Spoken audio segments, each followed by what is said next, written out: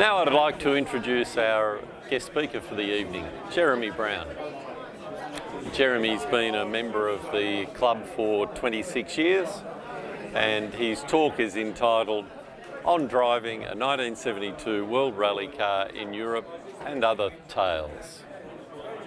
If I could give a bit about Jeremy's history, his first rally was in a Mini 850 in Jamaica in 1965. As was another well-known member of our club, Dinter Officer. His first rally was in a Mini, but about 8 years later. The difference is Dinter didn't finish his first rally, whereas probably Jeremy did. Anyway, Jeremy competed also in the UK and Germany in the 1970s. He was South Australian Rally Champion co-driver 4 times and finished 12th in a London to Sydney marathon. He also spent 8 years driving a works-prepared Lancia Fulvia in historic rally events in Europe. So Jeremy's had an extensive career. We look forward to hearing some tales, and he reminds me of that old saying, he's old enough to know better, but young enough to do it again. Jeremy, can I welcome you to the stage? Thank you. So I'd like you to cast your mind back to 1965, and one of the problems with talking to you guys is that a lot of you were there, so you'll know when I'm bullshitting and when I'm not, which is a real problem. Usually when I talk to a car club, I'm pretty safe that no one else was there. So let's go back to 1965, and the Beatles were number 1. The Minis won the Monte Carlo. Steam trains were just about finished in Australia. I got my driving licence. I lost my virginity. And Port Adelaide won the football. Oh, sorry, wrong state. Essendon won the football. So what else happened in 1965? Well, Minis really changed rallying in 1965. Up until then, it had been a sport for people in tweed jackets driving MGs. And suddenly in the first part of the 60s, it became mainstream because the manufacturers got involved. And the best thing that ever happened, of course, to rallying in Europe was the French disqualified the Minis, and that made front page of the London Times, as of course it would. And just as a surprise, the Citroens were then elevated to 1 and 2, of course. So rallying suddenly became mainstream, and the manufacturers got involved, and anybody who lived in that part of the world got really excited. And at that time, I was living in Jamaica. My father was working there. My mother had an 850, and before she knew what had happened, I'd put twin carbies on it. They had completely the wrong needles in there. They had the wrong everything. Every time she went to the supermarket, it wouldn't start. And I used to battle with the other people at school, and after a while, nobody would race with me because I won. And I then made that critical decision of whether you join a car club and become a very small fish in a big pond, or whether you just walk away and rest on your laurels. Well, I decided to join a car club, and I went into Rally Jamaica in the 850 Mini. I found a co-driver, and he said, look, I will navigate for you, but the condition is you put a seatbelt in the car for me. Those 65 Minis didn't have a seatbelt, and so you had to drill a hole in the B pillar and put in a seatbelt, which, believe it or not, came with a life insurance policy free. So £3 for a seatbelt with a life insurance policy. I had a very important lesson that first rally, because I didn't know what had happened when I ended up in the backyard where 4 Jamaicans were smoking ganja. And for £2, they pushed me back on the road. And a couple of years later, I read an article in a magazine, and it explained brake fade. Up till then, I hadn't known. The following year, I returned back to UK and, in fact, joined the British Army and got sent to Germany and got right into rallying. And the British Army was very supportive of rallying. You could sign out a Land Rover and go in a rally, and you filled out the army document as exercise something, so it was exercise this rally. And if you took 150 thou off their cylinder head, you could actually get a Series 2 to go reasonably well, especially as you didn't have to pay for it. But in 1969, I decided to go a little further, and with the help of a £100 loan from my girlfriend, I bought a Cooper S, which I still have, so I've had it 50 years this year. It has had 3 bodies, but it's still the original car. The number plate says so. I decided I was going to buy a road-going Cooper S. I wasn't going to rally it. And when I look back, you could buy a Works Mini for £500 then. And I spent £300 buying a road one, but within 6 months I was rallying strongly in Germany. The first year was on snow, and I must admit more disasters than you can ever imagine. I remember one hill we couldn't get up, so the co-driver and I climbed out, put it in first gear, pulled the choke out, and we pushed it up the hill on sheet ice.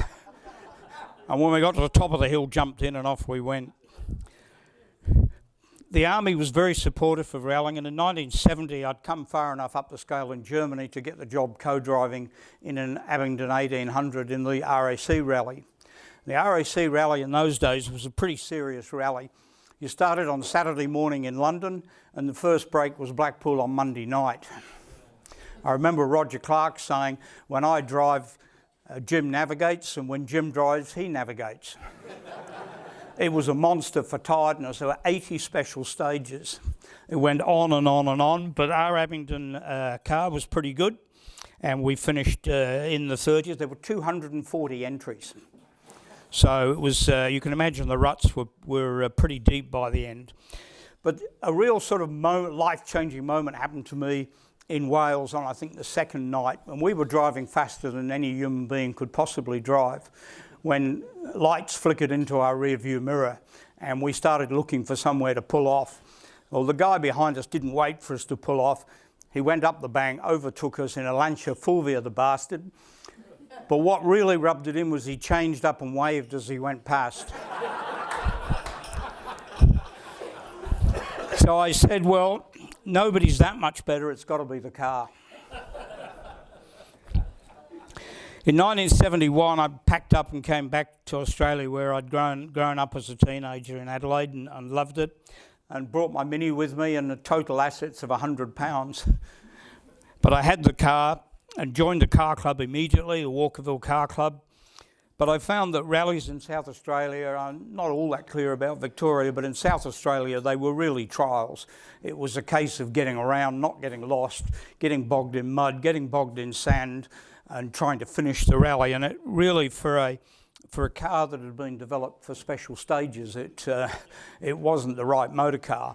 And the thing was, in Europe at that time, if you wanted to get anywhere, you didn't have to finish.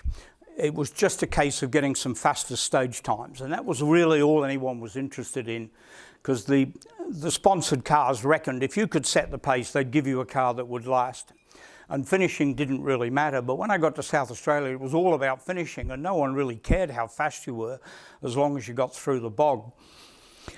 So the Mini was traded in the following year, and also that year I co-drove for a guy in a Monaro, and we won the Junior Series. And looking back, in South Australia in 71, 72, we had 7 rounds of a state championship, and we had 7 rounds of a junior championship.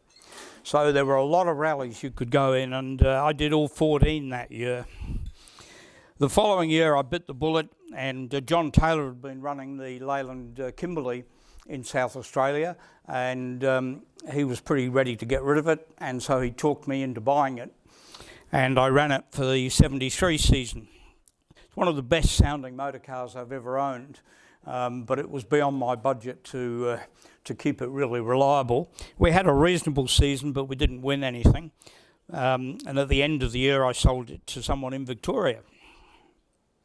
By then, I'd really run out of money. So John said, well, why don't you navigate for me? We've got 3 new Morris Marinas, and they're going to be fantastic. So he said, we'll take one, and Tom Barr-Smith and Rob Hunt will take the other, and Lou Rayner's going to take the third one, and we're going to really go for it. And he said, I've ordered some badges, and what he did on his, they had a 6-cylinder engine with a single carburettor, but you could have the four-cylinder with twin carbs. So John got a pair of badges off the four-cylinder and stuck them on the back of the Marina, and as well as the lever arm shocks, can you believe it? He put on a couple of telescopic shocks. And I remember at the ARC event that year, Harry Firth looking at the car and walking around it, and he's saying, I didn't know Leyland made a TC six-cylinder. And John said, yeah, they've just come out of Zetland, actually.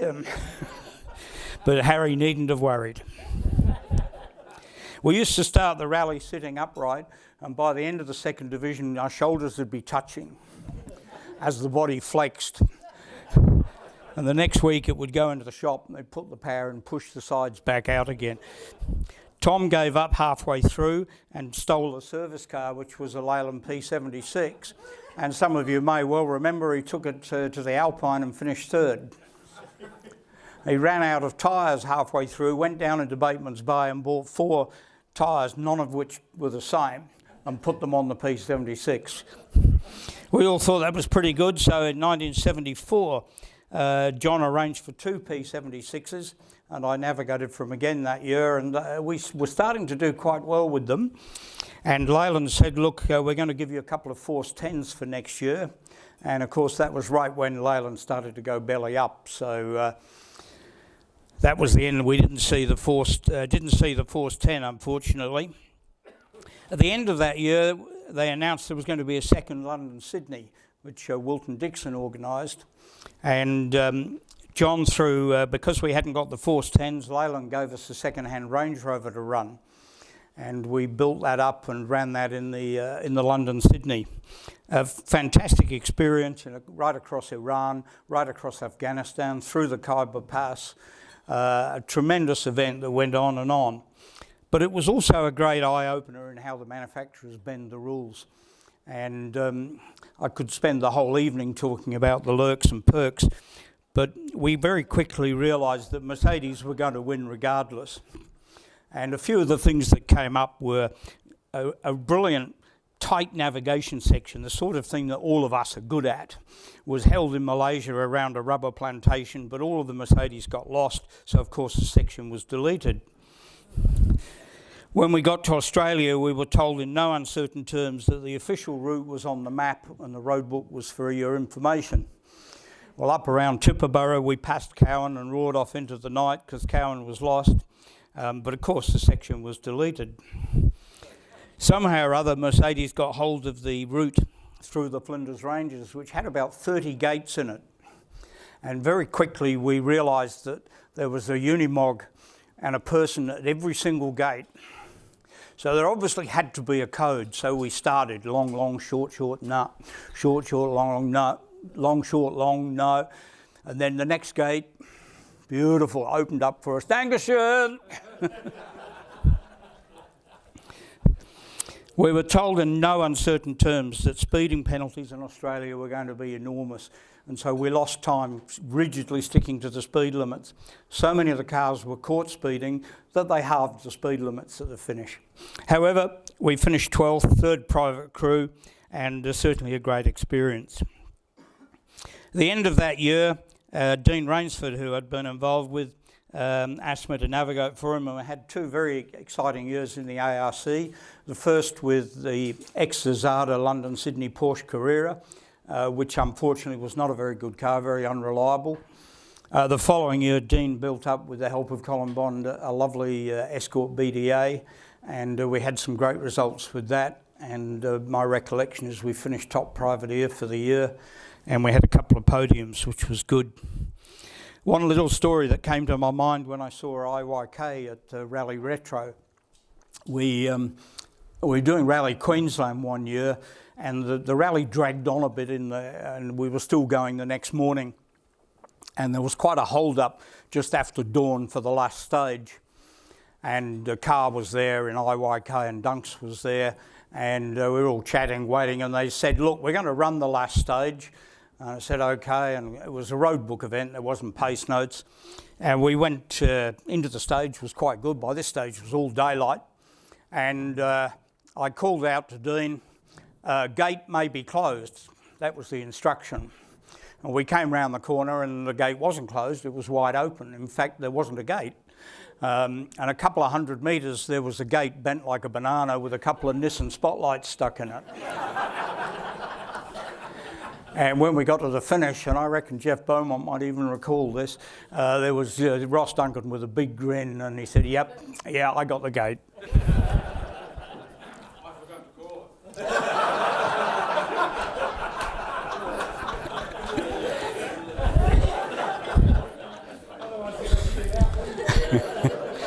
I'd been very impressed with the P76 that Tom had driven in the Alpine, and we'd rallied a bit, so I set one up myself for the 1978 season. And yes, it was an amazing handling motor car, but it was a bit big. And we didn't run with a 44 in the boot. A couple of years after that, I had a terrific relationship with a South Australian driver who I'd love to have seen gone national, Jim Connerty. And we started off in an RX3, which we managed to tip on its roof, thank goodness. And we took the engine out and built a Dazda. And that was a terrific car. And we won the South Australian Championship in 83, 84 in that car. And that was really the end of the Group G era, which a lot of us still look back on with a lot of affection. And I still think that perhaps Australia made some mistakes that rather than modifying and restricting Group G, the path to the 300 different sets of regulations we've had since then.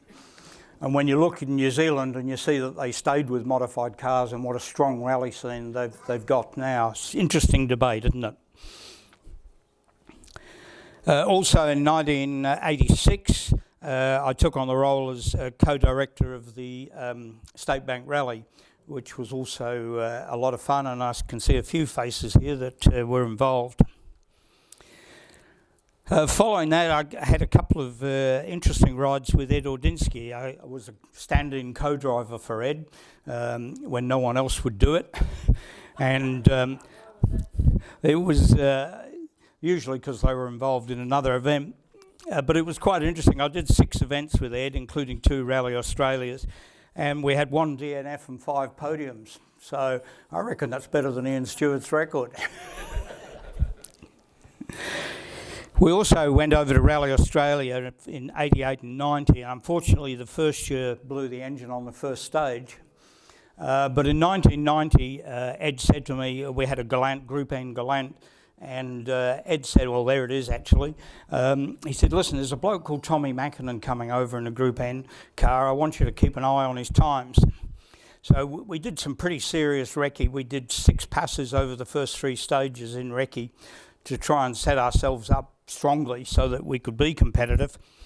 And in those days, of course, there was no internet, but Rally Australia used to have a caravan, and you'd do a couple of stages and you'd pull in and they'd be printing off on the fax machine the scores.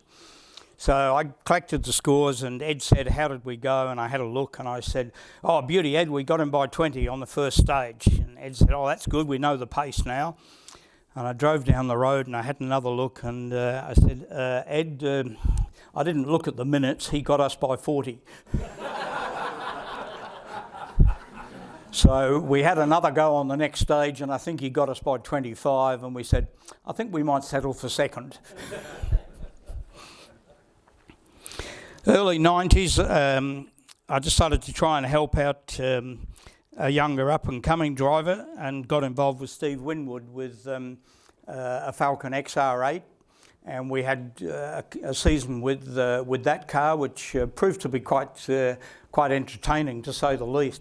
One of the real disappointing things was that was a period of time where cams were having a real thing about noise, and we got forced to make the car quite quiet, which of course was the very thing that the spectators didn't want. They wanted to hear a V8, and it was great, but it had 90 decibels, so it sort of went whoosh, whoosh through the forest.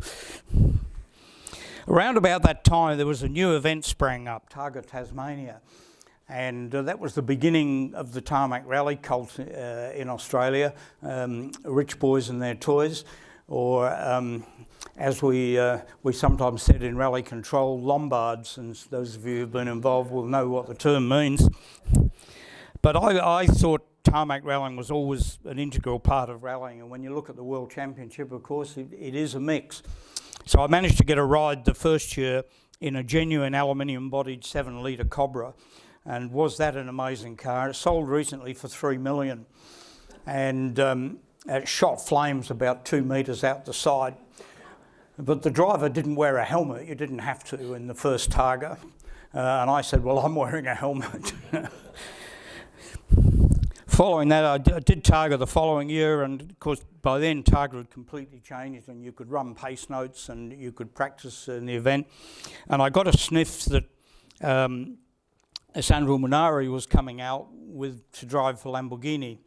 Well, most of you will probably know, as a co-driver, one of the secrets to getting a good ride is to lurk, and you just have to hang around and talk and chat and be available. And anyway, in the end, I got the ride, and I was ringing Sandro in Italy, and we were talking and saying how you do your pace notes, and Sandro did completely what I call subjective pace notes. So everything was described by speed. So you had a slow corner, a medium corner, a fast corner, a very fast corner, a very, very fast corner, and a flat corner. And I, this time, was using the number system. And, you know, like a 5's a 5, whether you approach it at 200 kilometres an hour or 10 kilometres an hour, it's still. So anyway, I converted all my notes into his language, I thought, and met him at the airport. And there were a few little interesting tidbits at the airport, but I ended up still getting the ride. And we got halfway through the first stage, and he'd already had a little bit of a go at me. When we got ready to the first car, he went, 50 horsepower. Anyway, halfway through the first stage, we stopped, and he looked at me and he said, do you want to die? And I said, no. He said, how can this be a fast left? This is a slow left. And I thought, bloody hell, how fast is this car? Anyway, we had a terrific rally, and we finished third outright, and really what was a pretty unsuitable car. It was very big, very low. It hadn't been set up really for the bumpy Tasmanian roads. But what a treat to ride with a world champion. And we've stayed friends ever since, especially when he found out that I had a Fulvia. So following couple of years, I did 2 Targa Tasmanias with Peter Fitzgerald, and that was a very interesting run because Peter had never done rallying, never worked on pace notes. And I remember Jimmy Richards saying to him, how are you going, Peter? And he said, there's this bloke next to me, he never stops talking.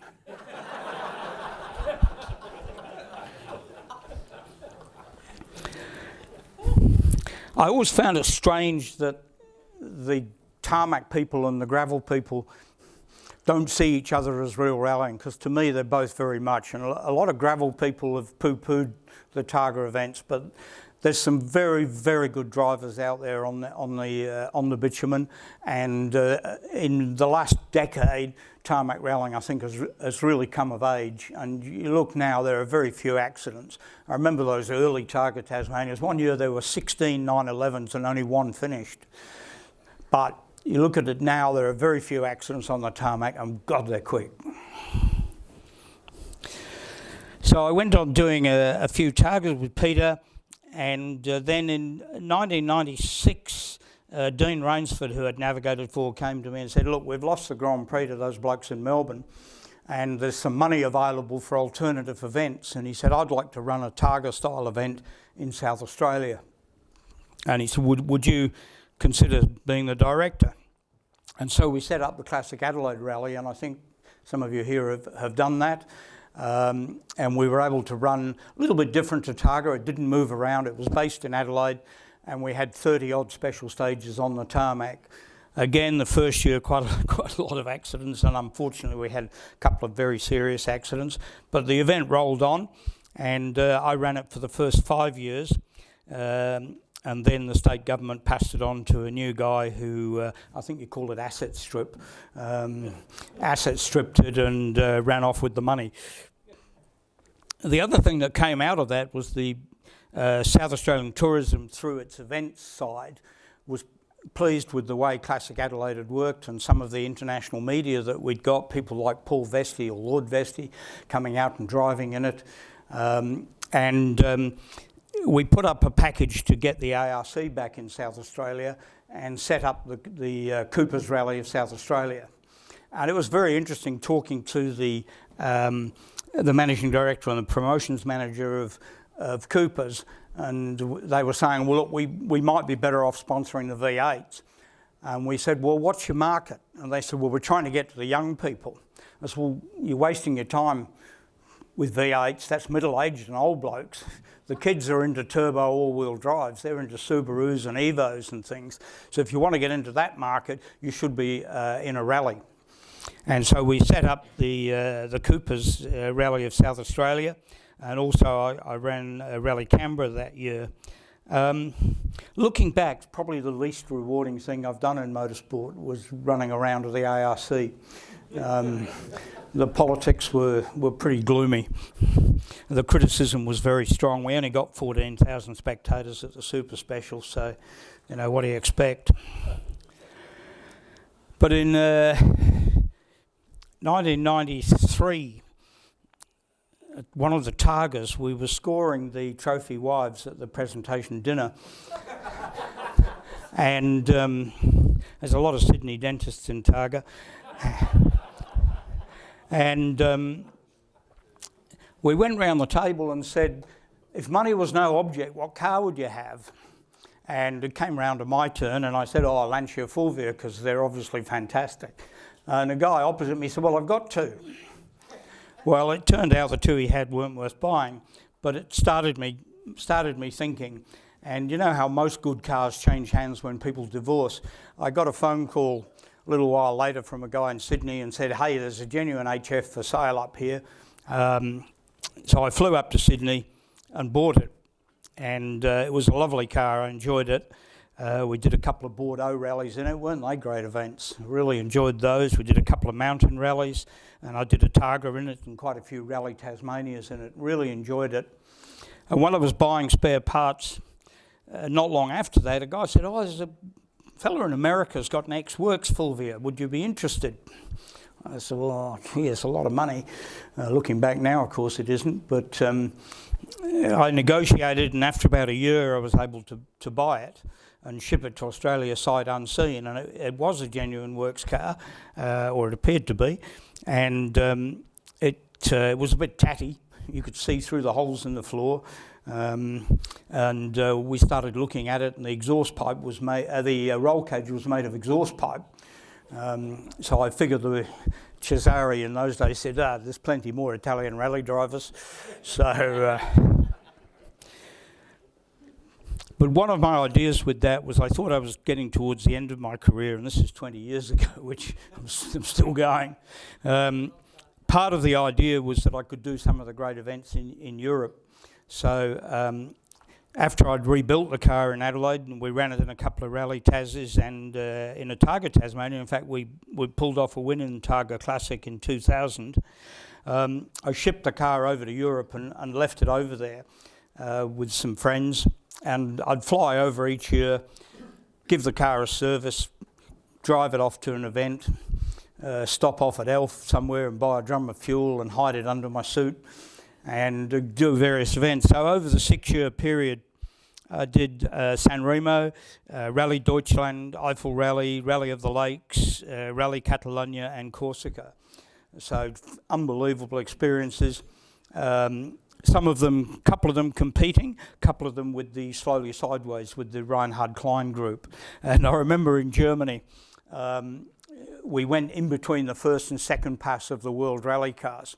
And a German guy came in to brief us, and he said, now, I don't mind if you crash, but please, you must go right off the road. Now, we are not allowed to take your times because you're only a demonstration, but if you see Heinz at the end, he may be able to show you. And I said, because I was running events here, I said, how'd you get away with that with the French, with the FIA? He said, they're French, who cares?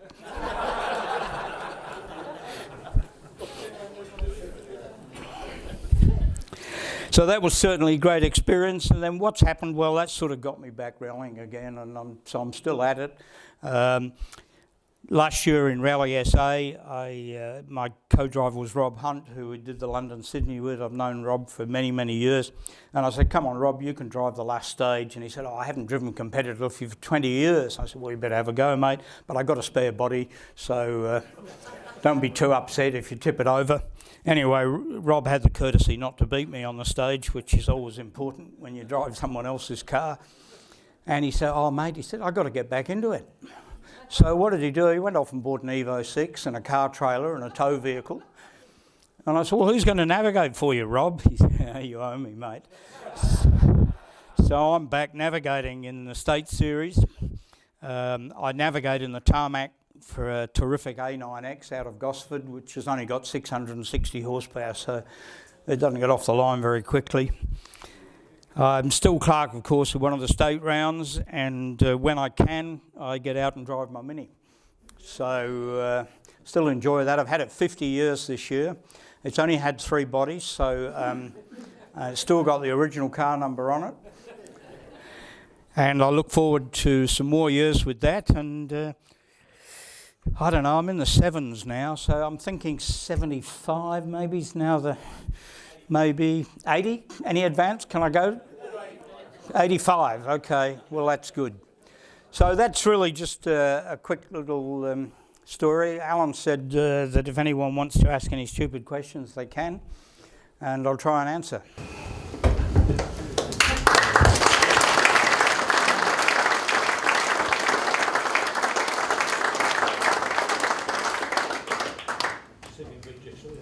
Jeremy, Classic Adelaide started up again. Is it likely to get back the way it was, or?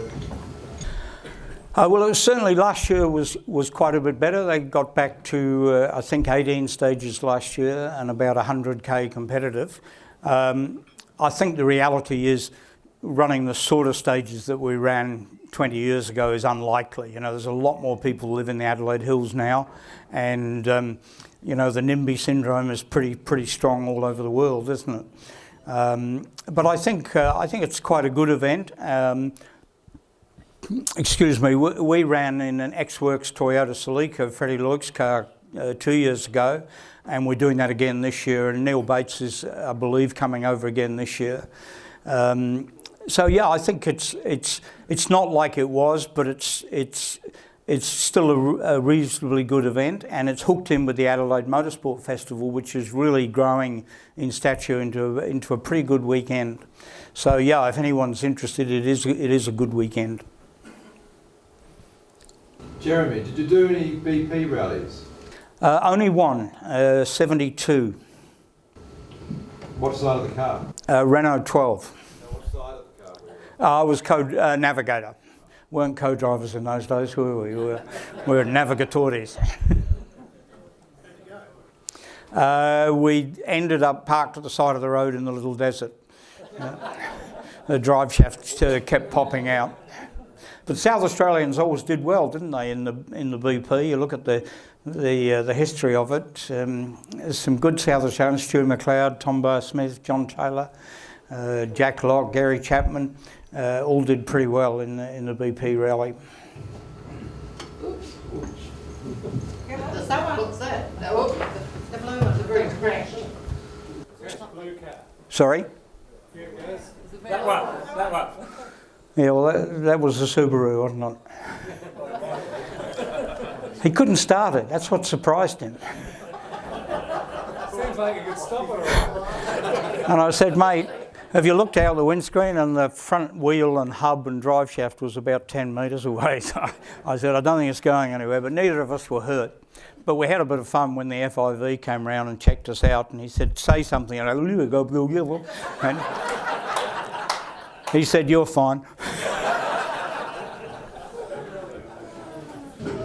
Jeremy, the slide of the Rothmans Cortina up there, what was your involvement with that? I bought that about 20 years ago when I thought historic rallying was going to get going, and restored it, but found I couldn't use it very much. It wasn't eligible for anything. Had an aluminium roll cage, and the modifications were definitely Group G, but it was the Colin Bond car.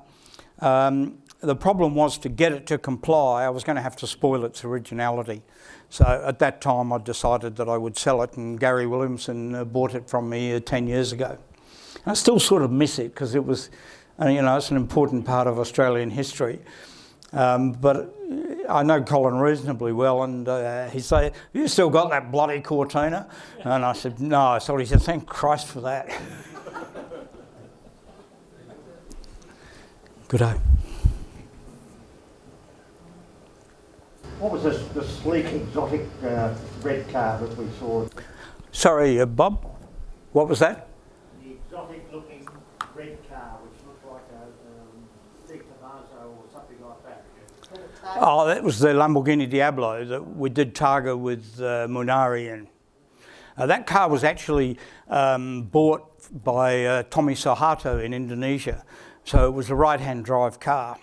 I'm not sure who paid for it, but after Targa it went to Indonesia. Thanks, Jeremy.